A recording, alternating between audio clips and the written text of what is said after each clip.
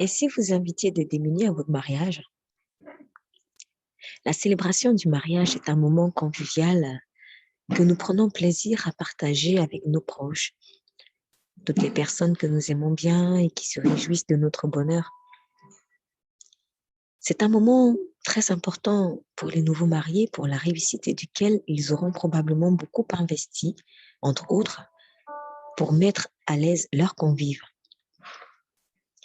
Le Seigneur Jésus avait coutume d'être invité par ses contemporains à des fêtes.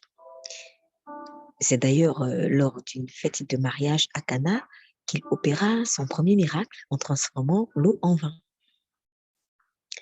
Un jour, Jésus alla dans la maison de l'un des chefs des pharisiens pour prendre le repas. Il donne là plusieurs leçons à propos de l'attitude à avoir lorsque nous sommes conviés à une fête. Il dit précisément à celui qui l'avait invité: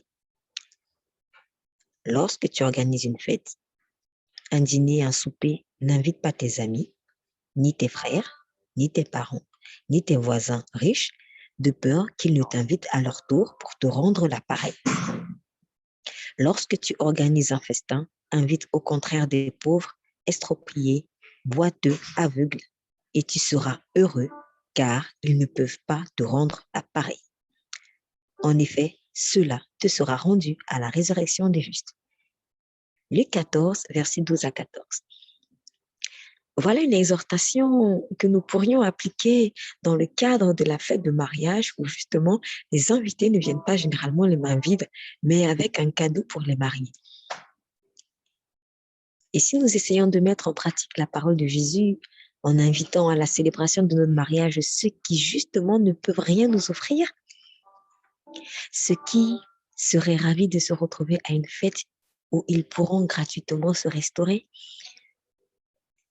ceux sur qui rarement on jette un regard à cause de leurs conditions sociales, ceux qu'on ne considère pas tellement qu'ils sont oubliés de la société, ceux qui en guise de gratitude ne pourront rien nous donner en échange à part un merci. En tant qu'enfants de Dieu, nos fêtes de mariage peuvent faire la différence dans ce sens et ainsi être une véritable source de bénédiction. Derrière l'invitation d'une personne démunie, affamée ou assoiffée, le salut d'une âme est peut-être en jeu. Au-delà, ce serait simplement manifester l'amour de notre Père qui, lui, n'oublie personne.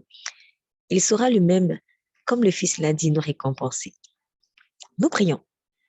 Père, au nom de Jésus-Christ, ton Fils, je te prie de m'inspirer par ton Saint-Esprit une manière de bénir les plus démunis par la célébration de mon mariage ou par toute autre fête que j'organise. Amen. C'était le pasteur Estelle Djungé. Soyez bénis.